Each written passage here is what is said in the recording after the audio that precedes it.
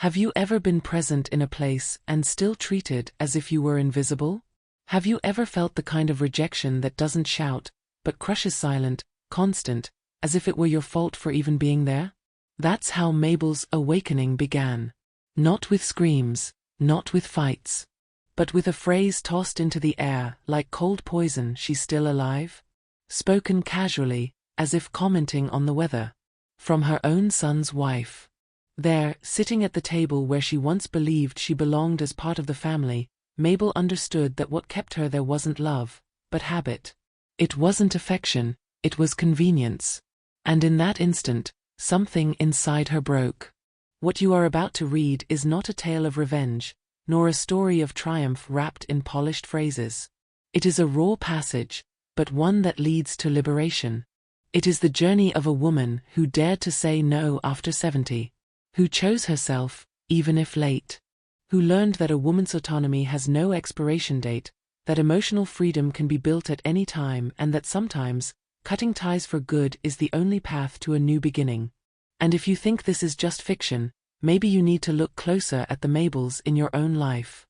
Or perhaps, notice that there might be a Mabel inside of you, whispering for space. Because yes, silence screams. And there comes a time when it can no longer be ignored. This is Mabel's story. But it could just as easily be the story of any woman who grew tired of unreciprocated love, of toxic family ties, of always being the last to be heard, or worse, never noticed at all. Get ready. Because with every paragraph, you won't just meet Mabel. You will see yourself in her. If this story touches you in any way, subscribe to the channel now and follow this journey to the end. It may change more than you can imagine. Mabel always had a reserved way about her, one of those who preferred not to disturb anyone. Not for lack of opinion, but out of habit. She grew up hearing that a discreet woman is a respected woman. So even when everything hurt, she smiled. She brewed coffee for visitors who ignored her, gave gifts that weren't even opened in front of her. She was the kind of presence that filled the room without taking up space. But nothing had prepared her for what she heard that lunch. As she was serving the cobbler onto a plate, still warm, she clearly heard the phrase that would change everything: "She's still alive?" Said in a low voice, but with enough contempt to freeze any trace of affection. From her son's wife. It wasn't shouted. It was whispered poison. What do you feel when your own blood allows that kind of disrespect inside his own home? Mabel didn't answer. She didn't cry. She didn't cause a scene. She simply finished serving dessert, sat at the table, and right there, something inside her died. The pain wasn't new, it was only the first time it had been given a name. A pain that had been piling up in small gestures, like the dish no one complimented, the gift that became a joke, or the dinner invitation that no longer came. It was silent rejection, the kind that hides in the ordinary, yet corrodes you from within. The invisible cruelty, the one that leaves no bruise, but cuts deeply. She wasn't naive. She knew she had been pushed to the margins for some time. The family had shifted, the roles had been rearranged. But nothing justified that phrase. "She's still alive?" Wasn't just disrespect. It was the total denial of her existence. As if the very fact that she continued to breathe was an inconvenience. The words carried something even crueler: impatience with another person's life. And for the first time, Mabel felt ashamed of being there. Ashamed of being alive, of still insisting on belonging to a space where she was clearly no longer welcome. The worst part? The natural way the phrase was said. No glances around, no weighing of words. And her son. He said nothing. Not even a "Hey, show some respect to my mother." Nothing. He swallowed the silence with the same appetite he devoured the cobbler she had baked with such care. That was when Mabel understood his silence was more cruel than any offensive words. In that very moment, she saw what she had refused to admit before: that her presence there was tolerated, not wanted. That the affection she offered had become worthless currency in that family market. Mabel didn't utter a single word for the rest of the lunch. She just observed. Every omission became evidence. Every laugh without her was a reminder of how out of place she was. She was like a ghost inside her own story. When she finally stood from the table, she was no longer the same woman. She still didn't know exactly what she would do, but she was no longer the Mabel who accepted everything in silence. The pain hadn't gone away, but now it had a name, an address, and a time: Sunday, 2:20 p.m. in the living room of the house she had helped finance. She went home in silence. But not that resigned silence from before. This was a dense silence, filled with thoughts. With questions that hurt more than any answers. How did she get here? When did she stop being loved and become merely tolerated? And most of all, why did she keep planting where nothing was ever harvested? The idea of cutting ties with her family had seemed absurd until then. After all, they say mothers are forever. But what if forever becomes a prison? What if the love you give is treated as an obligation? That night, Mabel struggled to sleep. She replayed the scene, trying to find another interpretation, some excuse to ease the pain. But there was none. It wasn't a misunderstanding. The phrase was clear. The intention, even clearer. She went to bed with a heavy chest but woke up different. For the first time in a long while, she didn't feel guilty. She felt anger. And anger, when properly directed, can be the spark of rebirth. It was no longer about pleasing others. It was about listening to herself. And maybe, finally, answering that absurd question with another why wouldn't she be? That day, she made a silent but definitive decision: she would never sit at that table again. It was the beginning of a late awakening, of emotional freedom conquered step by step. That phrase that had been meant to kill her inside, ironically, became the starting point for a new beginning. And that beginning would come filled with choices of her own, some difficult, others liberating. But for the first time, they would all be hers.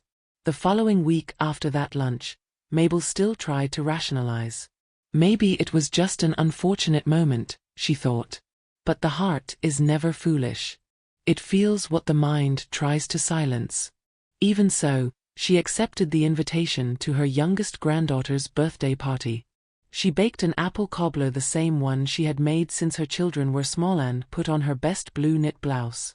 It was her way of still believing, of still wanting to belong. But the moment she stepped into the hall, she realized she was no longer a guest, she was a formality. She was there, but nobody truly saw her. Eyes slid past her the way people brush against old furniture in the corner of a room. No one sought her gaze, no one made space to hear her. Greetings were cold, almost rushed, and the cobbler was left untouched on the table, replaced by store-bought sweets in shiny packaging. Mabel felt the weight of invisibility while standing in plain sight. That sensation of being surrounded by people, yet utterly alone. As if her history, her love, her memories no longer meant anything in that new family ecosystem. She tried to smile, sat quietly in a corner, and watched. The grandchildren ran past without noticing her. The adults discussed investments, trips, and future plans, as if Mabel's presence were just an inconvenient reminder of a past they no longer cared about. It was as if they were waiting for her to realize on her own that her time had expired. No one said it aloud. But silence screamed. Those empty spaces where affection once lived. That absence of warmth that, over time, becomes routine. What hurt the most was realizing that nobody did it out of malice. There were no clear villains in that room. Only people who had grown accustomed to the idea that Mabel was part of the background, not the conversation. A tolerated presence, not a celebrated one. And that was perhaps worse than any offense, to see that their indifference had become normal. Toxic families don't always wound with words. Sometimes, they wound with neglect. And Mabel understood she had become the after in their story. The one who had served, who had given, who had done, but who now was expected to quietly step aside. She tried to join in. Told an old story about when her son was little, hoping for a laugh. I remember that. But all she received was a tight smile and a look that said that was a long time ago. The feeling was one of emotional eviction. as if she were intruding in a space that was no longer hers. As if her love had an expiration date. Mabel realized, right then, that there was no longer a place for her in those shared memories. Because nobody wanted to remember. Or to feel. On the way home, something began to shift. It was subtle, but it was there. Sadness was starting to turn into clarity. She wasn't the only woman to go through this, she knew that. How many other mothers, grandmothers, older women were silenced with empty hugs and hurried kisses? How many still pretended not to notice, just to stay close? But Mabel no longer wanted to pretend. The silence that screams was already too loud. And she had endured it long enough. When she arrived home, she left the untouched cobbler on the counter. She sat on the porch and watched the sky change color. The party replayed in her mind like a silent movie. And then the thought came, if no one sees me, why do I keep trying to be seen? The question struck like a slap. It hurt, but it awakened her. Mabel began to accept that one-sided love is a prison. And that there is more dignity in true solitude than in forced coexistence. Love that isn't returned is not love. It is erosion. She didn't yet know what she would do. But she knew what she wouldn't do anymore: offer herself where she wasn't wanted. An older woman's voice must be heard, yes. But it must also learn when silence is no longer wisdom, it is submission.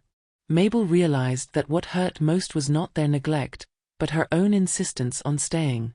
And in that moment, the first draft of change began to take shape inside her. The desire to stop begging for crumbs. And to finally start serving herself at her own table. The pain didn't vanish overnight. But it began to rearrange itself inside her, like memories being placed on a new shelf in life's cabinet. On a cloudy afternoon, sitting at the kitchen table, she decided to review the house documents. That same house where her son had grown up, where she had toiled for years to raise every wall. As she dug through old folders, she found receipts, transfers, proof of payments, and remembered that part of the deed was in his name. A gesture of trust made years ago, in the hope that family meant mutual care. But now, in light of what she was living, everything looked different. What had once been given as a gift away to make her son's life easier, to secure a peaceful future, was treated as obligation. She realized, with a knot in her throat, that her generosity had never been seen as a choice. It was seen as duty. They didn't say thank you, they said it was the least you could do. The realization hit hard. She had helped build a safety net that now served as a wall to push her out. The documents on the table laid out the scale of her giving. But who was there to recognize it? Each sheet brought back memories. The mortgage payment she covered a loan when he lost his job. The loan taken in her name, interest-free, without demands. The new kitchen she paid for. But no one ever asked if it was heavy, if she needed help. Everything was taken as natural. As if a mother's love came with a bank account and a deed at the notary's office. It was more than ignored autonomy. It was silent rejection, disguised behind smiles and emotionless birthday cards. She felt ridiculous for not having seen it before. For confusing dependency with connection. How many times in recent years had they come to her only when there was a problem? A debt to cover, a car to fix, an emergency babysitter. Mabel had gone from matriarch to emotional and financial spare tire. And for fear of seeming bitter, for fear of being the difficult old woman, she kept giving. But not anymore. Now she was beginning to understand that toxic family doesn't always shout. It drains. And it drains with smiles, with phrases like, "But you've always helped." What hurt most was realizing that this hadn't just started. It had been there for years. Disguised as "we need you." Disguised as love.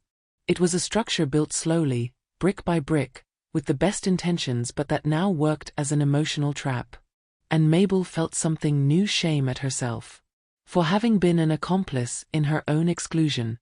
For having called love what, deep down, was only usefulness.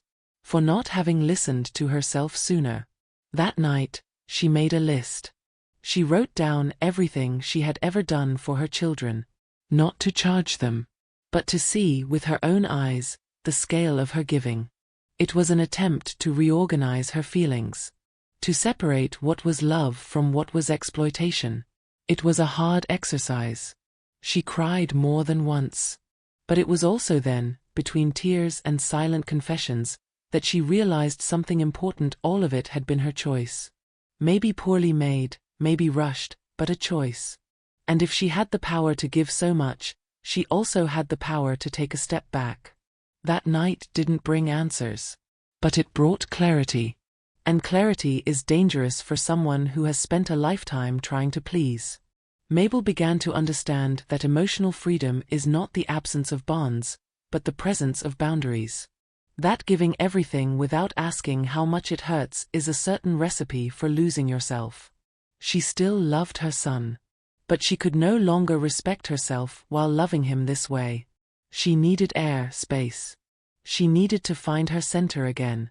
And above all, to make it clear that sometimes, final cuts hurt but they are the only cure.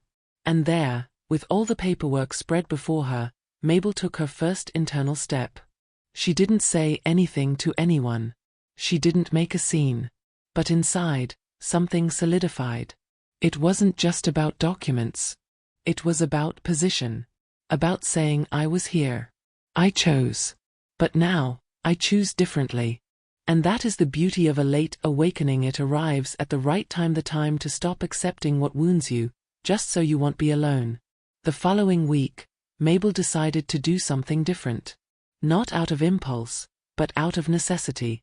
She opened an old agenda where she used to write down birthdays and remembered Lena, a former partner from the bridge club. They hadn't seen each other in years. They had never been close friends, but Lena had always been direct, practical, the kind of woman who didn't cling to drama. Mabel dialed her number. The voice on the other end answered with surprise and warmth. "Come have coffee with me, dear. I've got something good in the oven and plenty of gossip to catch up on." And off she went. No cobbler, no decorations.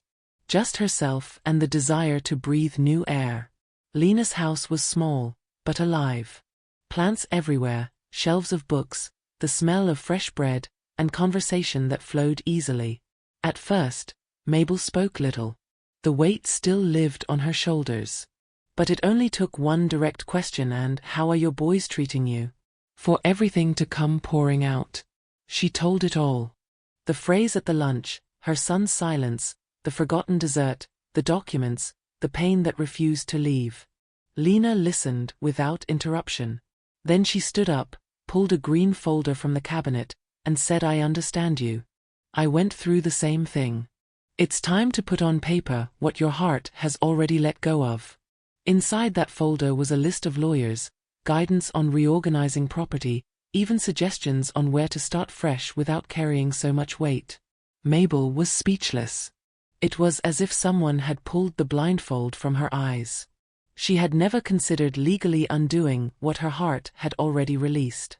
But there, hearing Lena say it isn't wrong to protect what's yours, she felt a strange relief. For the first time, she allowed herself to imagine safeguarding what belonged to her. Putting herself at the center. Not out of revenge, but survival. They spent the whole afternoon together. Laughing, crying, drinking tea, talking about things no one teaches you: how to survive family abandonment when it hides behind the mask of normality. Lena recommended a trusted professional. Go just to talk. Nothing has to be final.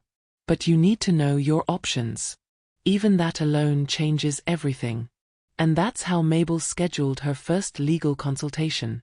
A small step for the world, but a huge step for a woman who had spent her life trying not to be a burden. On the way home, something had shifted in Mabel's eyes. She was no longer just lamenting. She was moving. And that makes all the difference. When she got home, she told no one. She tucked the lawyer's number into a little notebook and hid it deep in a drawer. It wasn't yet time to speak it aloud. But it was time to think differently. For the first time in many years, she was planning something just for herself.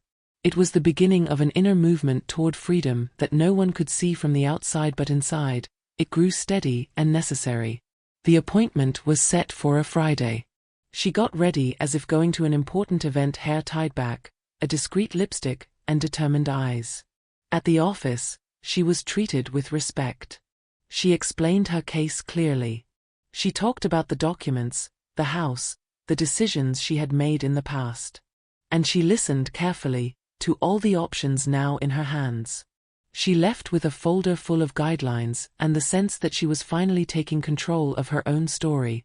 She didn't need to decide everything right away, but now she knew she could. That night, she slept better. Not because the pain was gone, but because she was finally doing something with it. The female autonomy that had been dormant for so long was beginning to surface.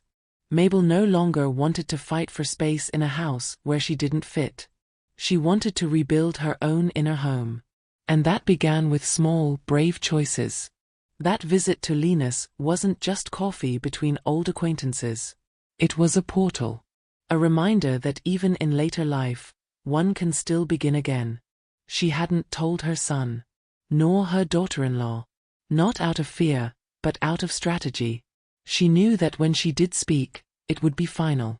And she was preparing for that. For now, it was enough to know she wasn't alone. That there were paths forward. And that she, Mabel, was finally at last walking them. Alone, yes. But no longer lost. It wasn't a planned decision. It happened on one of those grey Sundays, when the silence in the house weighs more than usual. Mabel was going through the hallway closet when she found a forgotten drawer. Inside were the children's drawings, little Mother's Day cards, school crafts, tiny socks she had saved like treasures. For a few minutes, she stood still, staring at them as if seeing them for the first time. And in a way, she was. But now with different eyes, less romantic, more lucid. Each object was a reminder of how much she had given.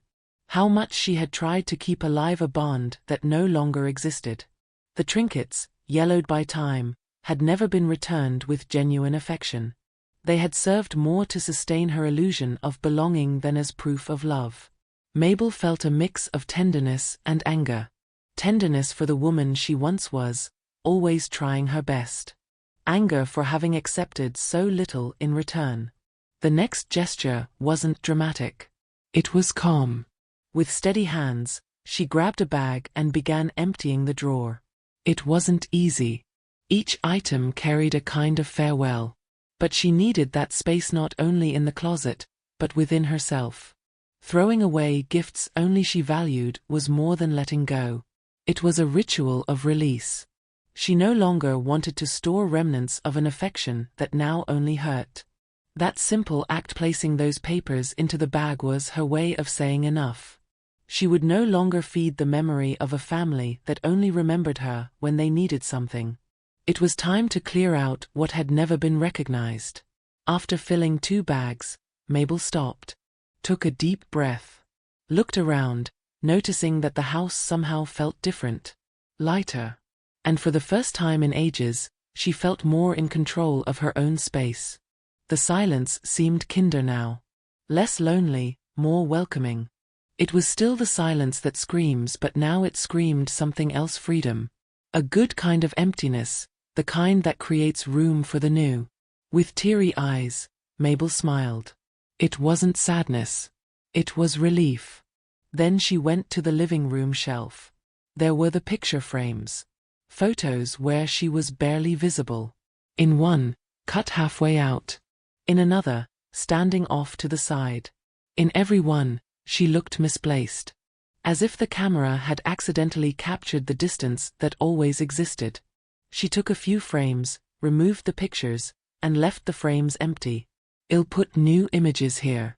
Pictures of me. Of those who make me feel good," she murmured. It wasn't a breakup drenched in bitterness. It was an emotional reconfiguration. A restart in maturity. That same day, she cleaned the house differently. Not just the objects, but the memories. She played soft instrumental music, lit incense, and wiped everything down. Each cleaned corner seemed to lift a bit of the weight accumulated over the years. It was almost a domestic exorcism, but without shouts or prayers. Just her, a rag, and the courage to move on. That night, When she laid her head on the pillow, it felt softer. Maybe it wasn't. But it was as if her mind was lighter. And sometimes, that matters more than any physical rest. She understood she didn't need a cycle to end with fireworks or grand declarations. Sometimes, endings come with a paper bag tearing on the way to the trash. With music playing faintly in the background. With a memory that no longer hurts. That's how Mabel began to say goodbye to what no longer saw her. It wasn't revenge, it wasn't disdain. It was an act of love for herself. A necessary step to reopen space, not just at home, but in her soul. And she knew the cleaner the path, the easier it is to walk forward. The next day, the drawer was empty. But not sad. It felt almost like an altar of possibilities. And there, Mabel decided never again would she keep what made her feel small. Not memories, not relationships, not expectations. All that was past. And the present for the first time in a long time was hers alone. The following Monday, Mabel woke before the alarm. Not because she had obligations, but because something inside her pulsed, asking for action. She had breakfast alone, gazing out the window, and decided that this would be the day to rewrite her story, starting with the documents. She took the folder with the lawyer's notes and began to separate the papers. The decision was made: revoke everything. She would begin where they had always left her for last, with control. She went to the notary office with firm steps. She carried a letter of authorization that undid what had once been given as an act of trust. She revoked her son's right of use over the house, rewrote her will, and requested his name be removed from everything tied to her estate. There was no rage in her eyes. Only clarity. To an outsider, it looked like nothing more than an elderly woman in a light blouse signing papers. But in truth, this was the birth of the new Mabel. A woman who, even wounded, had learned to protect what was hers. The clerk at the office, polite and attentive, treated her with respect. And that touched her more than she expected. Because for so long, she had grown used to being ignored even in matters involving her own money. Not anymore. Now, her autonomy was a concrete act, signed, stamped, legally recognized. As she walked out of the notary's office, she felt the weight of the past slipping from her shoulders. She walked slowly, savoring the moment like one savors a rare dish. For the first time, she was the author of her life, not just a supporting character in someone else's script. At home, she picked up a brand new notebook. A floral cover, blank pages waiting. At the top of the first sheet, she wrote "My new decisions." There, she began a list of everything that would belong only to her: wishes, desires, plans. She no longer needed to justify anything to anyone. She owed no explanations. It was as if she had gone back in time, but this time with the wisdom of someone who no longer fell for illusions easily. Every line she wrote was a promise not to repeat what had hurt her, not to accept what diminished her, not to pour herself out where there was no return. It was the beginning of a new cycle. That same day, she did something symbolic. She went to the toolbox, grabbed the set of spare keys, and removed all the copies that were with her son. She placed them inside an envelope and wrote, "I don't need this anymore." She didn't send it, didn't call, didn't explain. It was an internal gesture, almost ceremonial. A definitive, yet silent cut. The kind of decision that didn't need an audience. It was for her, and that was enough. When she locked the door that night, she felt that, for the very first time, the house was truly hers. In the following days, the changes continued. Mabel began reconfiguring the spaces in her home. She took down the pictures that unsettled her, changed the bedspread, bought a new plant for the balcony. Small acts, but together they created something bigger: belonging. This was no longer the house of a woman who lived only for others. It was the home of someone who had chosen her own voice. Someone unafraid of solitude. Someone who, little by little, was transforming pain into identity. The neighbors noticed. Mrs. Mabel seemed livelier. She stood taller, spoke with more firmness. It wasn't arrogance. It was the glow of someone rediscovering herself after a long absence. That look in her eyes of someone who knew she no longer needed permission to exist. When people asked if everything was fine, she simply smiled and replied, "Now it is." Few understood what those words truly meant. But to her, it was the most honest sentence she had spoken in years. And so, one decision after another, the old Mabel was left behind. Not with bitterness, but with gratitude. Because it was that version of herself who had endured everything. Who had carried the world so that now, finally, she could let it fall. And when she let go, she didn't collapse. She soared. What comes after taking the reins of your own life? For Mabel, it was silence, but not the same silence as before.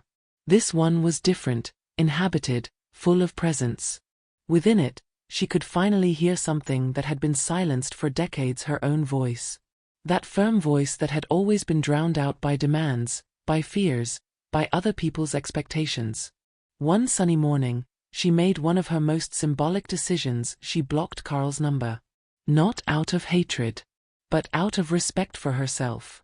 The choice didn't come with anger. It came with peace. She realized she no longer waited for his messages. She no longer invented excuses for his absence. She no longer chased after emotional crumbs through empty calls. Blocking his number was just the seal on something that had already been broken long before. It was more than closing a line of contact, it was reclaiming the right not to be wounded again. And that same day, she went further. She called a locksmith and changed every lock in the house. She placed the new keys neatly inside the kitchen cupboard. And for the first time, she slept with the certainty that no one would enter without her invitation. At first, it felt strange. A part of her still wanted to justify it. What if he changes? What if he realizes what he did? But another part, wiser, clearer, whispered, you don't have to wait.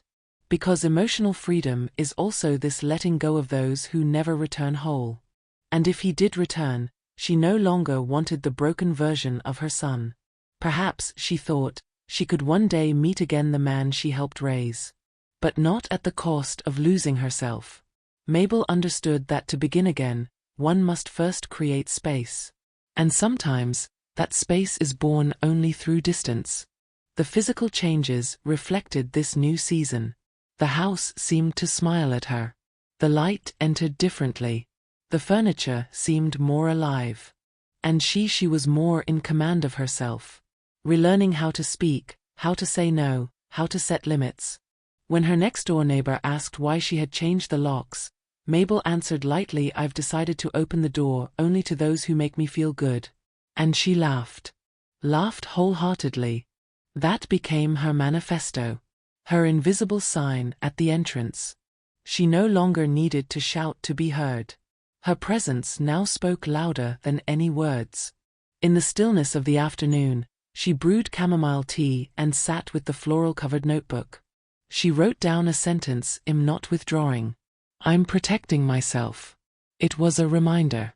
Because, sometimes, that old instinct to please still crept in. But now she knew how to recognize it. She knew how to tell the difference between guilt and awareness. She knew that a choice made for herself was not selfishness, it was maturity. Choosing herself was, more often than not, what would save her. And she was saving herself. One step at a time. One block at a time. One key at a time. Gradually, she began reclaiming her own spaces. She had meals on the balcony, read a forgotten Clarice Lispector book from the shelf, listened to an old playlist filled only with songs she loved.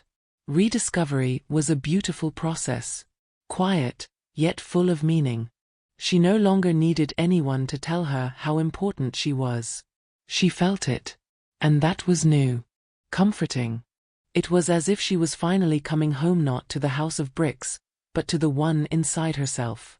Mabel also began expressing herself in other ways. She wrote letters she never sent, fragments of thoughts, little memories. Not for anyone else to read, but so she would never again forget herself. Her voice was taking shape again. Not to be heard by others, but to stay alive within her.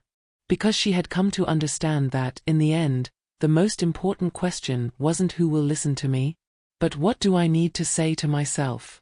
And in that, she was becoming a master. And so the new home was established. Not in an address, but in a feeling. Locks replaced. Contacts cut. But above all, the certainty that from then on, only those who knew how to arrive with clean hands and a peaceful heart would enter. She no longer needed to knock on anyone else's door. Her own was finally enough. What is frightening at first, eventually becomes shelter. The solitude that once hurt like absence now transformed into presence. Mabel slowly discovered that being alone was not the same as being empty. The house, once quiet like lament, was now a space to listen to herself. There was no longer external noise dictating who she should be. For the first time, the loudest sound was her own breathing. And that was enough. More than enough. In the calm of her new routines, she created small rituals. She brewed coffee slowly, as if nurturing tenderness. She watered her plants with care, swept the balcony while listening to instrumental music, tended to her own feet, clipping her nails calmly, applying lotion to her legs, without haste. As if each gesture was a reunion with her own body. A body that, for so long, had only served others. Now, it belonged to her. Only her. Self-care became a practice of autonomy. A kind of love that depended on no one else. She also started cultivating a small balcony garden. She bought a lavender sprout, a rosemary sprout, and, on impulse, a dwarf jabuticaba tree. She planted each one with intention. As she pressed the soil into the clay pots, she thought, I plant this for me. It was symbolic. Because in the same space where painful memories once lingered, new life was now taking root. She no longer needed to bloom for someone else's approval. Mabel was learning to bloom for herself. One day, her neighbor from apartment 304, Mrs. Iris, appeared with a corn cake and 2 cups of tea. They sat together, talked about the weather, exchanged recipes. It wasn't a deep friendship, but it was gentle, light. And Mabel was surprised to realize she could connect with others without the urgency of being accepted, without proving her worth. She was simply present, effortlessly. Over that tea, in that simple conversation, she discovered the beauty of connections without demands. Small but real. The silence that once had felt aggressive had become her ally. Within it, she organized her thoughts, remembered good moments, forgave herself for not protecting herself sooner. Sometimes she cried, yes. But the crying was soft. No guilt attached. It was a form of healing. Mabel discovered that solitude, when embraced, becomes fertile ground for rebuilding. It isn't punishment. It is pause. A deserved pause after so many years of serving at tables that were never hers. She began to write. Simple things. Small accounts, reflections, even a letter to her younger self. She wrote, you did what you could. Now it's time to rest. Writing became confession and healing. She didn't show it to anyone. She kept it in a burgundy-covered notebook she left by her bed. Sometimes she reread and smiled. Sometimes she closed it quickly when a memory hurt too much. But either way, it was her way of saying I am here. And being there for herself was more than enough. Solitude also brought practical choices. Mabel began turning off her phone at night. Not out of rebellion, but protection. She started sleeping better, waking without the anxiety of having to answer the world. Little by little, she was detoxing from everyone else's expectations. Emotional freedom had gained new layers. It was now also the right not to be constantly available. And she was exercising that right gladly. And so, in her full silence, Mabel found a kind of peace she never knew existed. It wasn't loud, it wasn't euphoric. It was made of hot tea, growing plants, mornings with a breeze, and nights with a light pillow. She no longer needed an audience, approval, or family gatherings where she was invisible. She had herself. And, for the very first time, that was all she needed. One calm late afternoon, the phone rang. Mabel almost didn't answer. The number was unknown. But something made her press the green button. On the other side, a trembling voice, Grandma, it's Ruby. Silence. Long, dense, filled with all the things left unsaid over the past months. Mabel took a deep breath. She didn't answer immediately. Not out of indifference, but because her heart needed to catch up with her reason. "Hello, my flower," she finally said. And in that phrase there was more than longing, there was doubt, pain, and hope. Ruby cried. She apologized. She admitted how much she had pulled away, how confused she had been, pressured, trying to please both her mother and her father. But now she could see things differently. "I was a coward, Grandma. I chose the easier side." Mabel listened in silence. Every word hurt and healed at the same time. There weren't enough explanations to erase months of neglect. But there was no denying what she still felt. She still loved that granddaughter. She still wanted a new beginning. And maybe, just maybe, that was possible. They arranged to meet at a quiet cafe downtown. Mabel arrived first. She sat by the window, watching the street with more attentive eyes. When Ruby walked in, time seemed to freeze. She looked different, thinner, more serious, more of a woman. But her eyes were still the same. They embraced carefully, like someone testing the water's temperature before stepping in. And in that embrace, Mabel felt that something could still be saved. The conversation was light, yet honest. Ruby spoke of inner conflicts, of her mother's toxicity, of how much she missed the smell of her grandmother's cobbler. Mabel listened without interrupting. Then, with a firm voice, she answered, "I don't want you to come back out of pity, Ruby. Nor out of guilt. I want you to come back for truth." Ruby nodded. She said that's exactly why she was there. That now she saw who had truly always been there. And that she wanted to rebuild, slowly, something real. Not the perfect granddaughter role, but a living, honest relationship, woman to woman. In the following weeks, their meetings became frequent. Simple lunches, afternoons of tea, book exchanges. Mabel started lending Ruby some of the writings she had been keeping. Ruby read them carefully, commented, got emotional.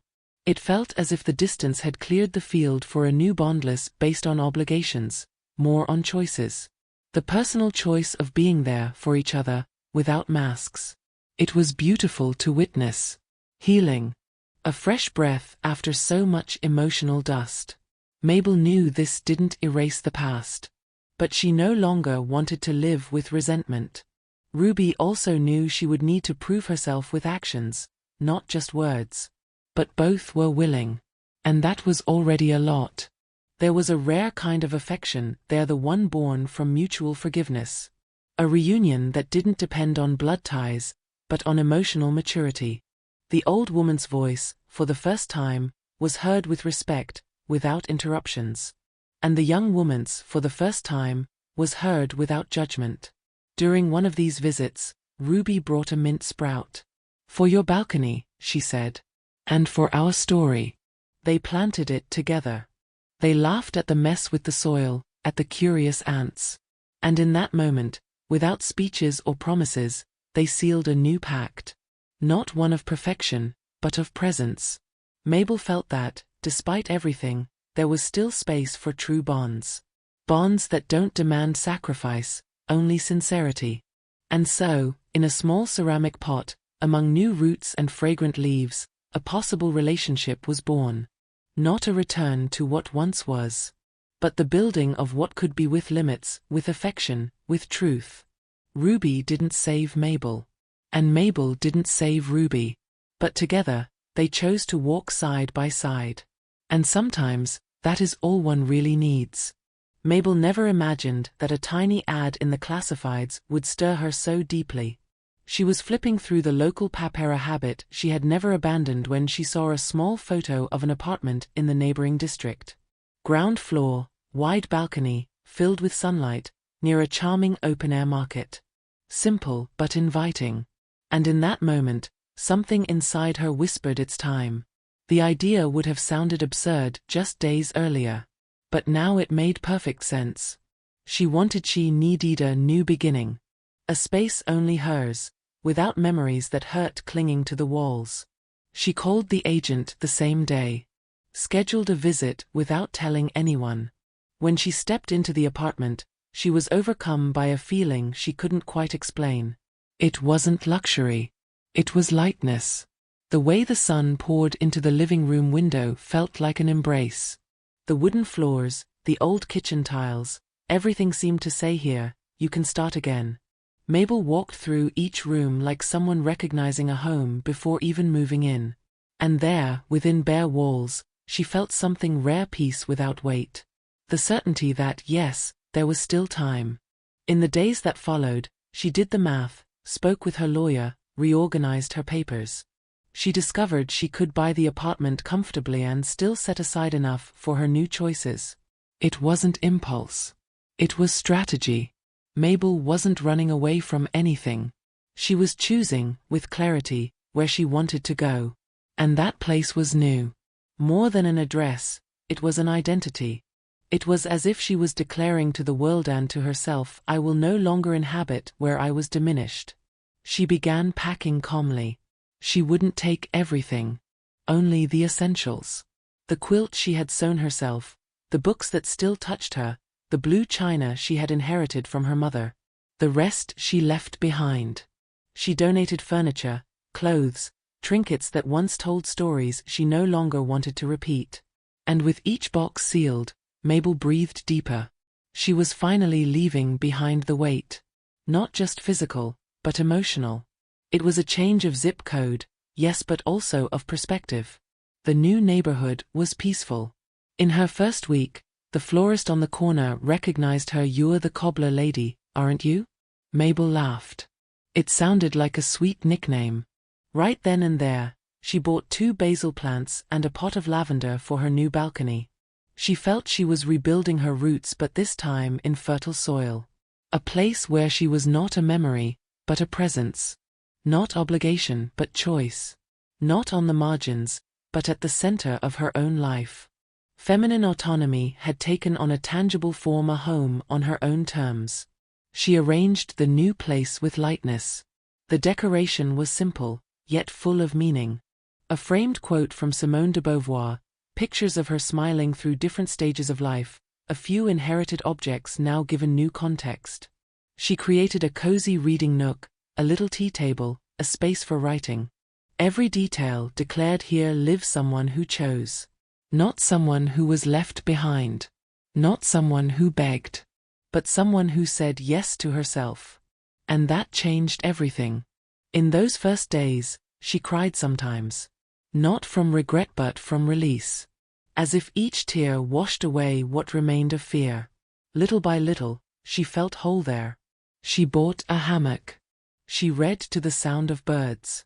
She prepared meals without rushing. Sometimes Ruby came for coffee.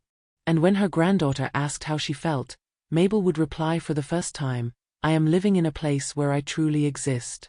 And that, for her, was revolution. The move wasn't just geographical. It was existential. She left behind the house where she had been invisible and stepped into a space where she was, at last, visibilito herself. That apartment was more than property. It was a symbol. That apartment was more than property. It was a symbol. A declaration. Proof that a new beginning in later life wasn't a dream or an escape, it was a decision. And Mabel, with her new key, her calm gaze, and her plants growing on the balcony, became the living portrait of that choice. Word of her move spread quickly among the old neighbors and, of course, it reached Carl and Jody. It only took a few days before the phone rang again. This time, they used the office number, trying to bypass the block. She answered. Cold, yet polite. We want to talk, Carl said, in a tone that tried to sound calm but carried more accusation than affection. Mabel, without hesitation, replied, you can come. But here, conversations have rules. The meeting was set for the following Saturday at 10. She tidied the apartment, set a teapot on the table, but didn't bake a cake. This time, there would be no sweet welcome. When they arrived, the silence was thick. Carl looked around with a strange expression. So this is where you're living now? He asked, as if commenting on an eccentric choice. Mabel nodded firmly. Jody, trying to play mediator, spoke about family scars, hard moments, misinterpreted words. But Mabel didn't fall for it. She waited for them to finish and then, with a voice low but sharp, said I was there. I heard it. It wasn't a misunderstanding. It was your choice. And now, I've made mine. Carl's temper rose. You can't just erase us like this, Mom. Mabel smiled, serene. Funny. That's exactly what you did to me for years. The room fell silent. Jody dropped her eyes. Mabel seized the pause to continue. I'm not giving back pain. I'm reclaiming what's mine, my time, my home, my peace. She said it without raising her tone, but with a firmness strong enough to strip away any pretense. They tried to argue. They spoke of family, of grandchildren, of missing her. But Mabel didn't bend. Not because she didn't love them, but because she finally loved herself more. I will no longer beg for a place where I'm treated as a burden. It was direct, without ornaments. When Carl reached for her hand, she respectfully pulled back. Not yet. Maybe someday. When you learn how to arrive with clean hands. That was her measure now for everything. The door was ajar but not wide open. The visit didn't last much longer. Before they left, Mabel looked at her son and said something she had held back for years. You didn't lose me now. You lost me the moment you stopped looking at me. The words hit the floor like stone. Carl tried to respond, but there was no defense. Jody tugged his arm, and together they left in silence. Mabel didn't cry. She didn't celebrate either. She simply sat on the balcony, poured herself tea, and watched the sky change colors. It was an ending. Not tragic. Just necessary. The following week, Ruby asked how it had gone. Mabel answered with wisdom. It was an emotional cleanup. I threw out what was already expired. Ruby smiled, understanding without the need for more words. It was beautiful to see her grandmother standing in that place of strength, not bitterness. A quiet strength, the kind that knows it doesn't need to prove anything to anyone. The kind that welcomes only what arrives in truth. The confrontation didn't bring reconciliation, but it brought peace. And that was more valuable. Mabel knew that, perhaps, the bond would never return to what it once was. But now, she was whole. And in being whole, she no longer needed to stitch together torn relationships just to maintain appearances. She knew that sometimes, family breakage can be liberating, especially when the bond had long turned into a noose. By the end of that month, Mabel wrote in her notebook, I am not alone. I am with those who stayed when the lights went out. And that was all that mattered. She had faced her past head on, and now, she was ready for the final step, not just surviving but living fully. Mabel was no longer remembered only as Carl's mother. Now she was known as the banana bread lady, the woman with the balcony full of plants, the neighbor who listened deeply and spoke with wisdom. She wasn't looking for an audience anymore. Yet, curiously, she began attracting people who truly listened. Ruby, her granddaughter, became a constant presence, and more than that, a learner. In her exchanges with her grandmother, she rediscovered the courage to live truthfully, not by obligation. The blog they created together, half open, became a symbolic space. In it, Mabel wrote about maturity, definitive cuts, conscious choices, and silences that set you free. The phrase she repeated most often turned into both embroidery and motto: the door is half open. Only those who knock with clean hands may enter. Simple, yet it said everything. She had become a reference not by perfection, but by presence. And by the courage to do, after 70, what many avoid their entire lives: begin again. When asked why she was still alive, she answered with sweet irony, to remind people of my name. To set my own table. To inspire those who thought it was too late. And that was the truth. Mabel had become, finally, the woman she herself would admire. The elder who doesn't sour, but who lights the way. Who doesn't vanish, who doesn't beg, but who chooses. And by choosing herself, she created space for others to choose themselves too. She needed nothing more. Because, for the first time, she was everything she needed to be. Mabel is not the exception. She is the mirror of countless women who, for years, gave everything time, love, patience and forgot themselves. Her story is a reminder you don't have to wait until the end of life to start truly living it. Sometimes, all you need is the courage to say no, and the strength to say yes to yourself. And if this story moved you, subscribe to the channel right now. Here, every week, you'll find stories, reflections, and practical steps to create a life where you are the protagonist and not a background character. Now tell me, how many times have you shrunk yourself to fit into spaces that made you smaller? What still keeps you tied to tables where no one serves you affection? And more importantly, what needs to change today so that you can set your own table? The door is half open. Will you come in?